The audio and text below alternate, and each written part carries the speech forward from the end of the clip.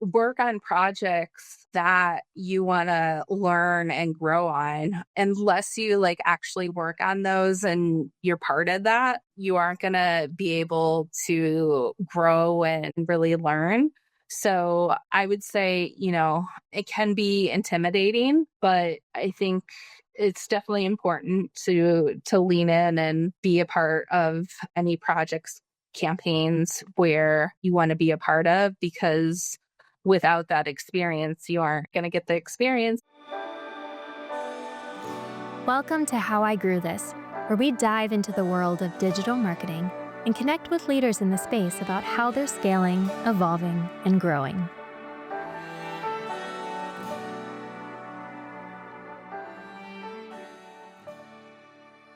Hey everyone, welcome to How I Grew This.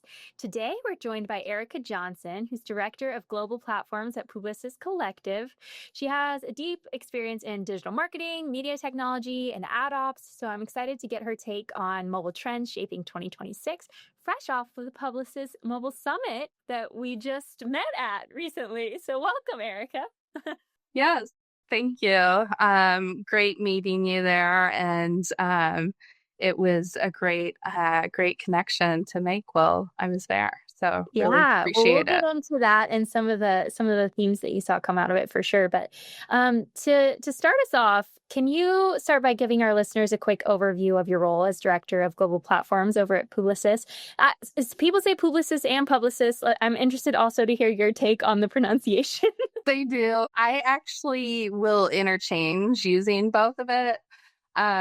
Just because I know, kind of thinking about being on global, depending on, what country or region you may be speaking to, it could be Publicis or it could be a Publicis. I think here in the Americas, probably more Publicis is. All right. Is I mean, the it makes correct, sense, publishing related type, inspiration for the word.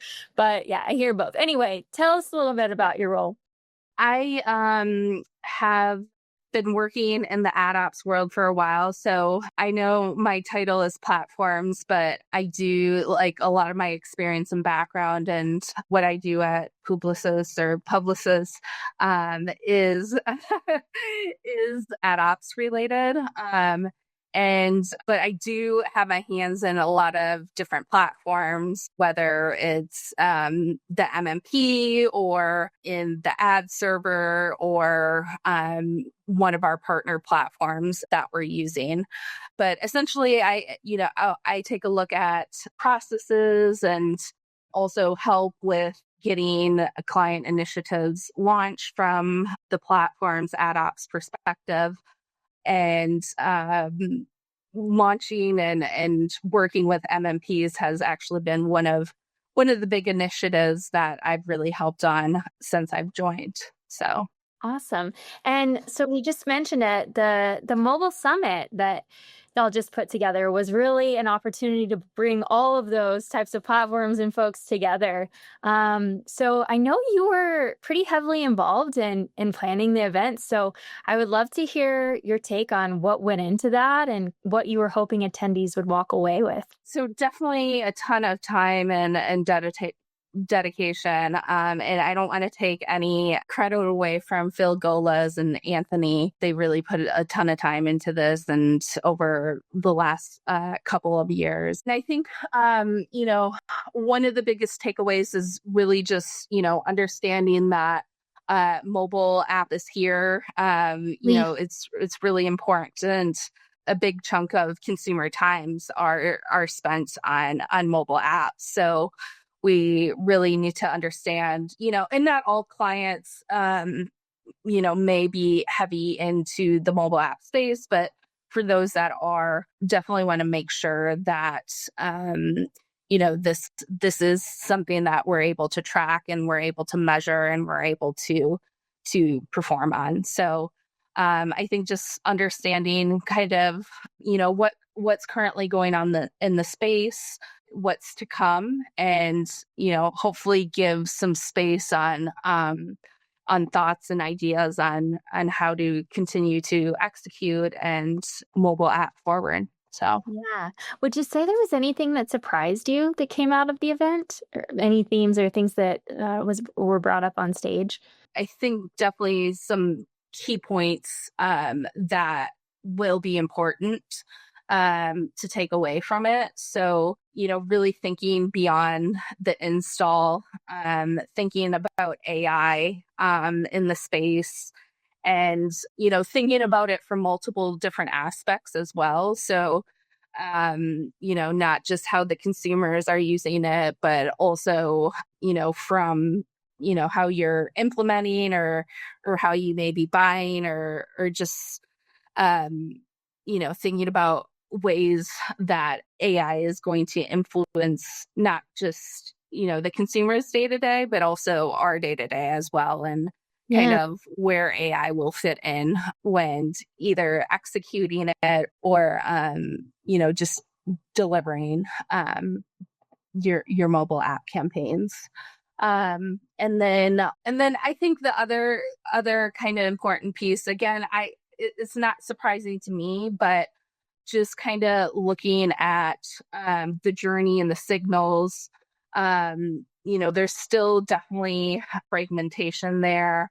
I think there's definitely more to come, and a lot that everyone can take from it to hopefully improve their app performance, and also just help close any gaps where there are those leaks or fragmentation. It definitely rings true that there is still fragmentation. And it was really nice just to hear the different angles and different perspectives, because it's a messy world and we're all coming at it from a different angle. So it was a really great event to be able to kind of get that cross point view. But I realized we haven't really introduced our viewers that or listeners that might not be aware of what Publicis does to that. So maybe take a quick step back and give a little highlight reel for Publicis as well. We work on executing digital media plans, and so across all the different channels. So whether it's social, search,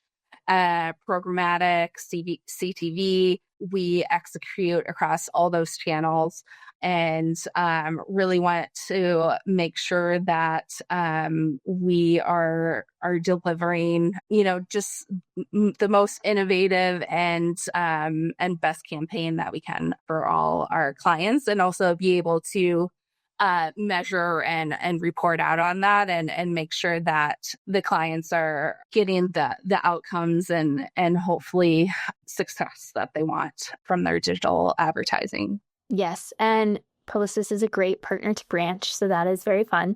I do want to talk about how you even got into this space at all. So how did you end up in mobile advertising? Was that the plan? Did it just kind of naturally happen? Did you fall into it? Yeah, no. So taking it back a little while, I won't say quite how long because that might age me, but that's okay. I fell into the space. I have been on the advertising and ad app side of things since my career started and kicked off. I was a marketing major, and I had graduated, when everything had just collapsed. So it was pretty difficult, but due to some really fortunate connections, I was able to land something in it, and it was at an agency, and it was ad apps, and then just really had some, great people along the way, great opportunities, great clients, just to continue to learn and expand.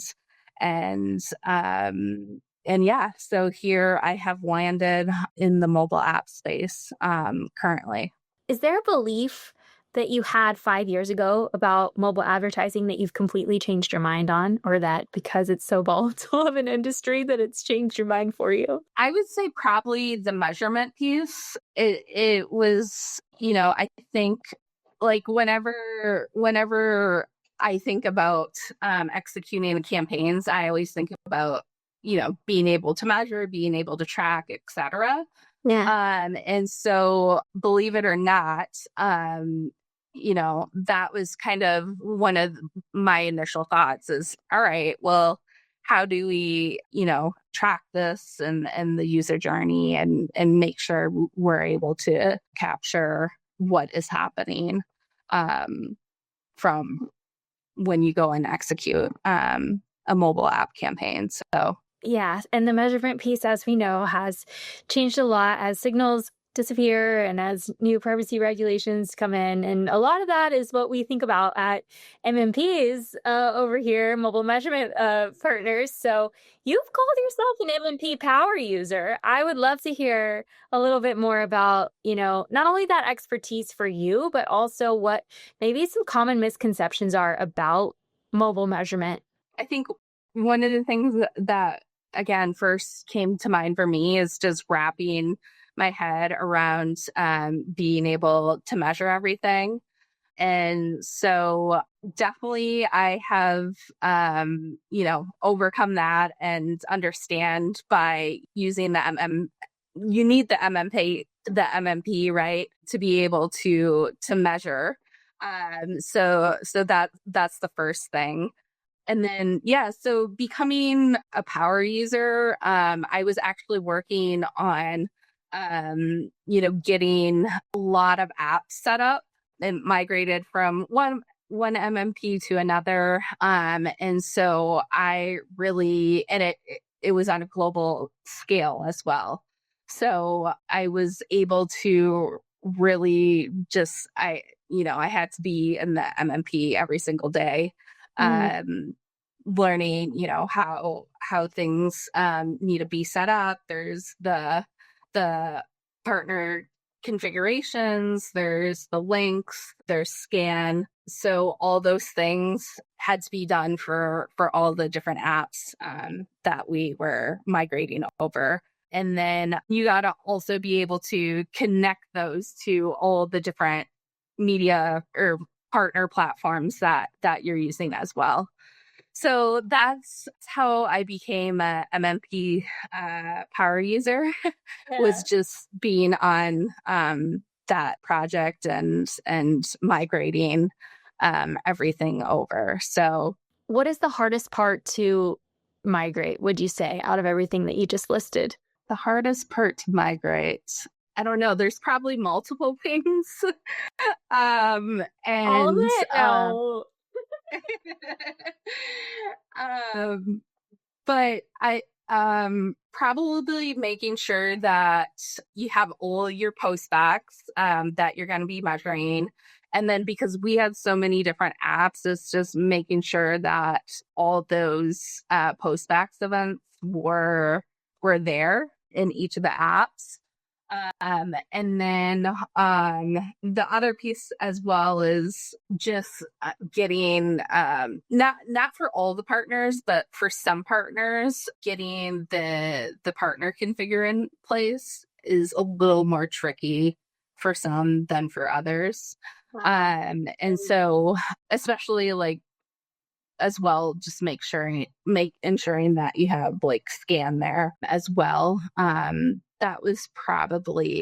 Those were probably the most intricate and toughest pieces. Got it. Okay. Well, I'm curious if there are any channels or networks or partners that you think are underrated today or deserve another look, because I know you have experience with a lot of those connections. Yeah, underrated. And I'm gonna probably tweak it a little bit. I would say what is underrated at the moment is just thinking about this experience, probably if you're doing a cross-device campaign and the experience of web to app. And probably just those gaps that are there and how to make sure that that you have that everything in place to have as seamless of a journey as possible between the two different experiences. Yeah. And I'm sure now, like between CTV and app, between web and CTV, like between all of it. And it's definitely something we think a lot about at Branch. And I know it's definitely one of the easiest things just to stop, take a look at your foundations and make sure, like, are your links taking people to the right place, like across devices, across screens, across platforms, and are you measuring it? So yeah, definitely hear you on that one. Deep linking too like is important as well, especially if there's like any updates that are happening too, is be aware if there's updates that have happened, because if there's an update that affects the deep links, which I had in one case, that is important to know, to make sure that they're still being deep linked to the same area. I'd like to know if you think there's a question that more brands should ask before they launch a campaign or start investing their budget somewhere. I think it needs to be kind of a holistic approach. I think sometimes too often, there's like one specific outcome or, KPI that they may be really focused on. But I think it's really important to like kind of understand like holistically, what needs to go on. So I know that's a lot, right? Because there's a lot that goes into that. Layers and pieces and yeah, all of it. But And I think it's just really important to think holistically when thinking about executing something. And also from my perspective as well, just like timelines and work, right, that it takes to put into this, and just really understanding, the time that it could take, and thinking about kind of all the stages. One thing that I think is really important to remember is kind of like a crawl, walk, run as well, especially if it's something, big. So those are kind of, again, I'm not giving like one straight answer here, but I really think it's important to think about things holistically, timeline, and really kind of each of the different stages that you may have within that. no, I really think it is so easy to get stuck with your blinders on and just like, hey, what am I supposed to be doing in this moment and how do I do that? But like thinking about how it fits into the broader brand's goals or like how it connects with another team so you're not duplicating work or like not understanding how it all relates together. So I think that's a really important lesson. And two, about the timelines, just like sort of tangentially related to that, like taking a beat, maybe like to your point, like let's set some expectations, let's like all get on the same page. Maybe it's a lesson in not rushing so much, even though it's easy to rush because you want to go go go. Yeah, and I understand like a lot of times like they'll get budget like that maybe they weren't expecting, or there just needs to be like a quick like reallocation and stuff like that. So understand that happens. But yeah, I would say if you're dealing with something with a really important large campaign budget, etc., is just really think through all of the time, resources, and then again, just like the different stages that go into getting something really large and big executed. You'll get the outcome and measurement and all those good things that you want at the end of it. Yeah, so that kind of is a good segue into what makes a campaign successful when evaluating. Like, hey, we did it. Was it worth it? Did we do good? Yeah, I mean, I think a lot of again, a lot of times like you're thinking about like one main KPI, etc. So obviously that could be, the success of the campaign. But again, I think really thinking about it holistically, and and just, you may have some expected things that you want to get out of it. And, I would say, that may be like what you expect for this success, but you also may have some unexpected things that happen. And so I think you also want to pay attention to what unexpected things could happen and what value could come out of that. But I know we want to talk about looking at success. Um, I think it's, again, really important just understanding like how you're going to be able to capture, again, like your main KPI, and how you're going to measure that, so that you're able to, confirm whether it was successful or not. So I think going back to a lot of this is kind of tying back to measurement and just being able to make sure that you can track things, is really going to be helpful to make sure that you're able to determine whether it was successful or not. To the earlier point, like thinking beyond the install, typically the growth in revenue comes from things beyond that. So really identifying what it is you're hoping to do, whether it's retention or purchases or whatever, and having something to understand, right? What's the most common thing that campaigns drive for? Do you have perspective on that?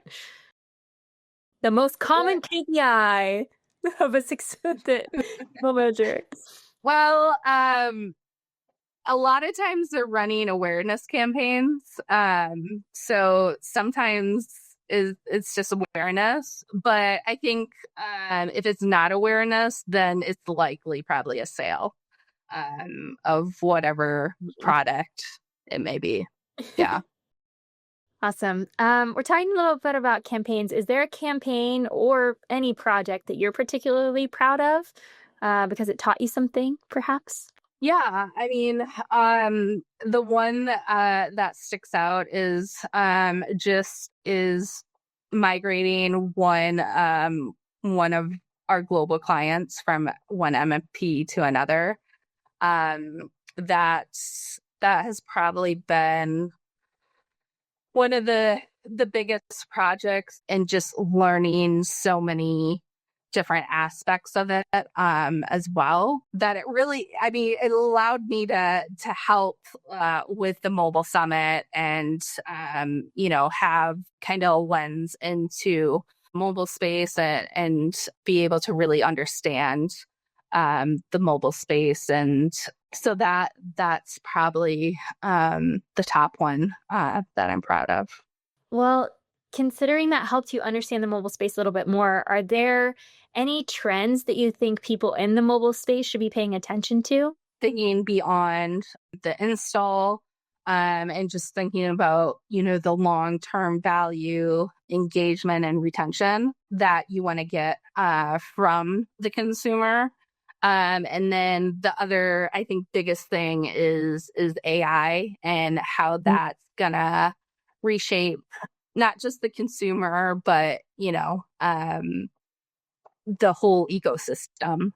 And it's already there, it's already happening, but I think there's still quite a ways to go to see how things are really gonna play out, and how are we gonna get to a seamless journey, and being able to see that whole journey through, once really AI has really inserted itself in everything. I know. Yeah. So yeah, I would say those are probably the two biggest things I can think of. So speaking of your more the work you do in ad operations specifically, how has AI changed the way you think about that? How has AI changed the way I think about ad operations? I think like you kind of start off like being a little nervous, right? About using But AI or about yeah, AI's influence? using it, like how it's, gonna affect things, etc. And so I think the thing that we have to keep in mind is like, we are the ones that, you know, still have like we need to teach AI, right? We need to build Yeah. standards. Mhm. And so I think it's important to understand that and not necessarily be afraid of it. And, and you got to lean into it. So I think what's helped is just understanding how AI can actually help my day-to-day work and how it can, help things along the way and like process as well. And thinking about like QA is quality assurance is really important in the ad op space. And so I think it's kind of really thinking how you can utilize AI to make process and everything a little easier. It's not going to solve everything, but it's going to make parts of the process easier and take stuff away that you can then put a little more effort and thought into in other places that may be needed. Yeah, that's definitely the hope. And it's doing that for a lot of people, I think. It's completely, like I said, infiltrating everything. Like, do you have perspective on AI in media buying and like the transition to now where it's like you literally say, "Hey, I'm giving you this much budget, figure the rest out," platform. Do you have perspective on that? We've met with some of the partners and looked at the agents that have been built out for that. So it's here and, people, everyone's able to use it, whether they need it or not. So yeah, the agents are here. I think um, there's still, more to come, probably a lot more to come. We've met with multiple partners this year where they've shown us the agent. Would you say that mobile brands are generally excited about this? Skeptical? I think a little less skeptical, but I feel like there's a little like a little more positive enthusiasm around it than maybe there was a few years ago. Cool. All right. So before we sign off here, any final advice to maybe someone that's listening that wants to move beyond an execution-based role into more of a strategy or leadership type position based on your experience? Yeah, like get on, work on projects that you want to learn and grow on. Unless you like actually work on those and you're part of that, you aren't going to be able to grow and really learn. So I would say, it can be intimidating. But I think it's definitely important to lean in and be a part of any projects, campaigns where you want to be a part of, because without that experience you aren't you aren't going to get the experience and you aren't going to see the things. Unfortunately you do see things that go wrong, but you learn from that and you grow with that. So it's really important, I think, to be a part of that and take that leap, if you want to say. Absolutely.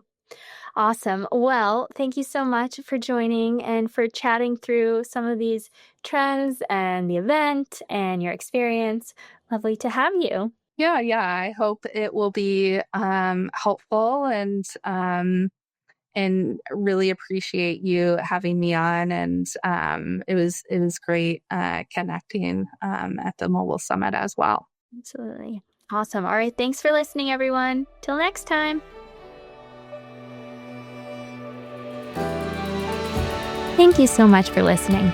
If you like the show, please leave a review wherever you listen to this and share with someone trying to grow their career or their business. Until next time, keep growing.